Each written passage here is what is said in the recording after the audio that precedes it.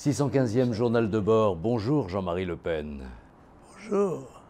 Nous sommes le 21 avril. Ça vous rappelle quoi le 21 avril? C'était il y a 19 ans. Le visage de Jean-Marie Le Pen en face de celui de Jacques Chirac. Oui, c'est 2002. 2002. Alors nous avons 19 ans, mais nous sommes le 21 avril et beaucoup de médias aujourd'hui... Déjà. Et beaucoup de médias ont fait ce rapprochement par rapport au premier tour de l'élection de... Ah, je n'ai pas été le seul en deuxième position. Marine l'a été aussi. Oui, mais le 21 avril, c'était la première fois. Et vous aviez, je ne sais pas si vous en souvenez, 15 jours, 3 semaines avant, vous étiez dans un avion et vous répondiez à une question de journaliste avec une caméra. Et vous aviez dit, vous allez voir s'afficher le visage de Belzébuth. Ça a été un moment de quel genre, ce 21 avril? Qu'est-ce que vous avez ressenti à ce moment-là? Il faut savoir se qualifier de temps en temps. Qu'avez-vous ressenti? J'ai pensé que j'allais devoir, peut-être, si j'étais vainqueur, rien n'est impossible, constituer un gouvernement, avoir un Premier ministre et se lancer dans une expédition politique de haut niveau. D'où la gravité qui avait frappé tout le monde? Bien sûr, je ne partageais pas l'enthousiasme des militants du Front National, très heureux de cette victoire, bien évidemment, parce que j'avais d'autres soucis en tête à ce moment-là déjà. Est-ce que ce n'est pas l'occasion de préciser une chose? Parce qu'on l'a souvent dit, Jean-Marie Le Pen ne voulait pas le pouvoir et il s'arrange toujours pour ne jamais l'avoir, soit par une déclaration un petit peu plus forte que d'autres qui va ouvrir le champ de la polémique, soit... Bon, oui ou non, avez-vous voulu le pouvoir? D'abord, les commentaires de mes déclarations sont faits par mes ennemis et par conséquent sont faits pour me nuire. Il n'y a rien d'étonnant à cela. Moi, je n'ai jamais, bien sûr, fait de déclaration dans le but de nuire à ma campagne électorale ou à ma campagne politique. Je disais simplement ce que je pensais. J'ai continué à le dire pendant toute ma vie. Et de cela, ma voix, j'en suis assez fier. Alors, ce 21 avril, il y a un autre anniversaire, celui de la reine d'Angleterre, Elisabeth II, 95 ans. Je lui souhaite un joyeux anniversaire. Est-ce que vous avez regardé la cérémonie d'hommage au prince Philippe? Oh, bien sûr, j'ai regardé ça. J'ai admiré beaucoup la personnalité de Philippe, son élégance, son standing, passez-moi le mot anglais, pour une fois, sa remarquable attitude et la discrétion avec laquelle il a souhaité se retirer de la scène. La cérémonie était impressionnante, vous ne trouvez pas? Oui. Je trouve que c'est un couple, et dans ce couple, il y a des personnalités admirables, la reine elle-même, bien sûr, et le prince Philippe a tenu une place exceptionnelle. Retour en France avec des questions qui se posent sur le fonctionnement de la justice française. Il y avait en appel le procès et la réponse finale de la justice française à ce qu'on appelle le procès de Viry-Châtillon, c'est-à-dire il y a 5 ans maintenant, cette bande de jeunes, comme vous dites avec des guillemets, qui ont cherché à faire brûler dans leur voiture des policiers qui venaient les mettre l'ordre et les interpeller. Alors, il semble que le jugement en appel ait été plus favorable aux accusés qu'il ne l'était en première instance.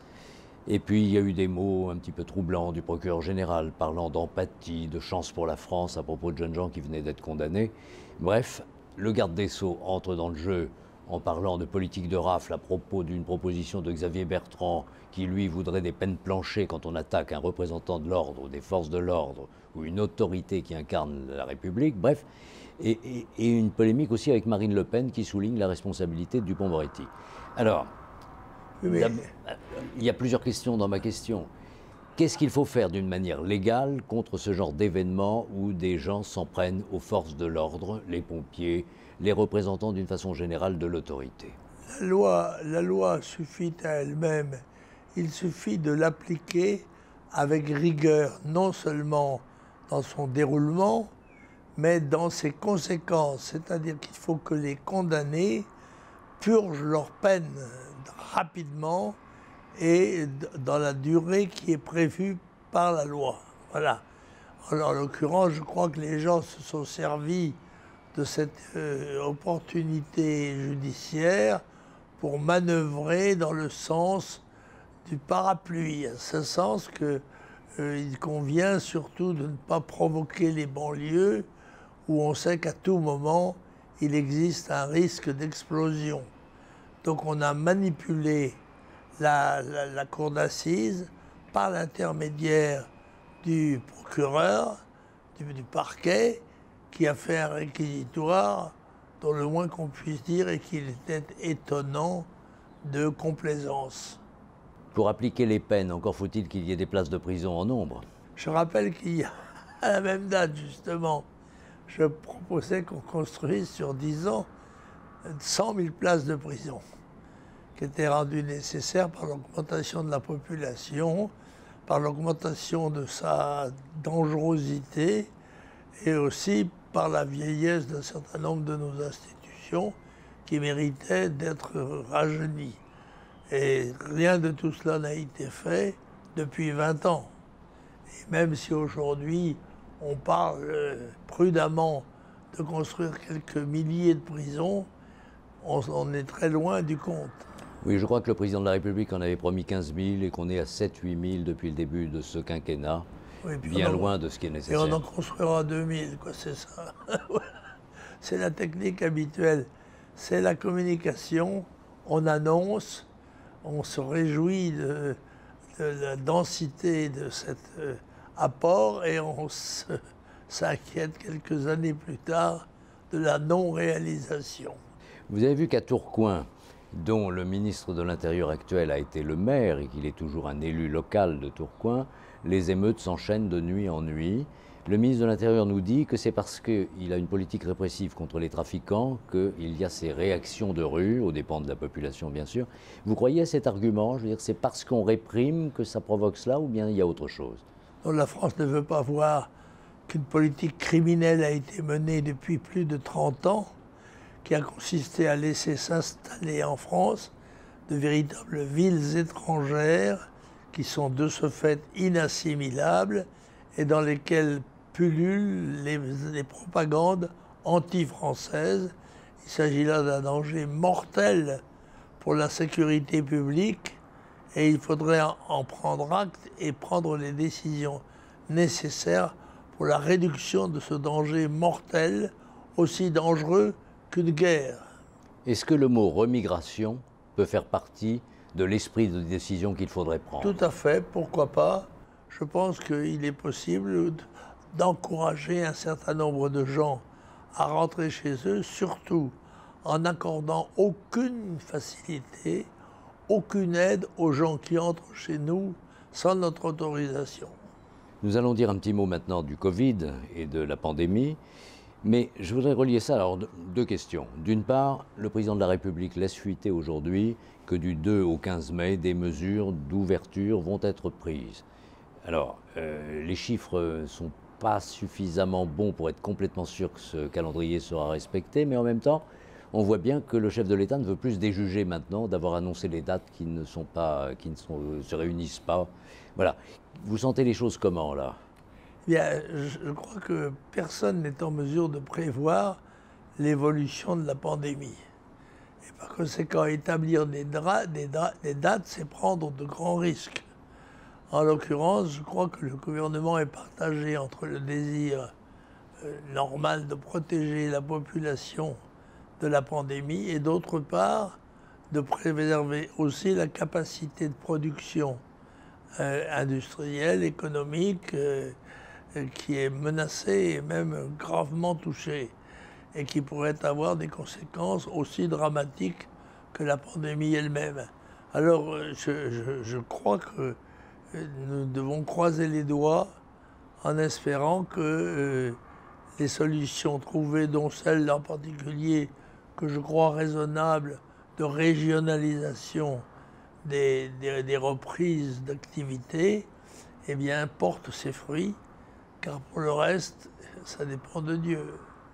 Alors, vous avez vu qu'on nous parle d'un nouveau variant, le variant indien, qui semble-t-il serait beaucoup plus dangereux encore que les autres variants qui ont fait leur apparition depuis le début de la pandémie.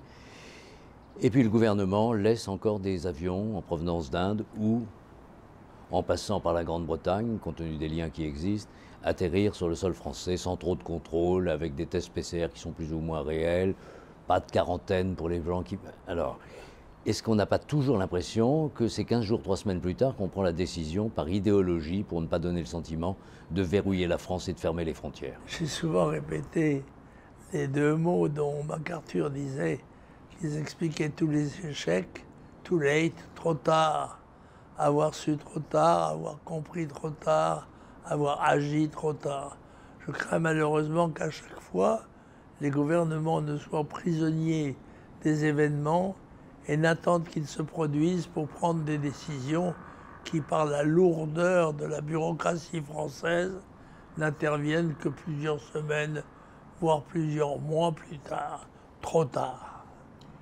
Plusieurs échéances électorales au mois de juin. Il y a les régionales et les départementales, nous aurons l'occasion d'en parler.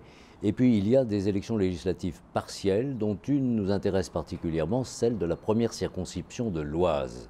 C'était historiquement la circonscription de Marcel Dassault, puis de Serge Dassault, puis d'Olivier Dassault. Tout à fait. Aujourd'hui, les Républicains vont soutenir un neveu d'Olivier Dassault. Et nous avons un ami proche qui se présente dans cette circonscription parce qu'il y habite.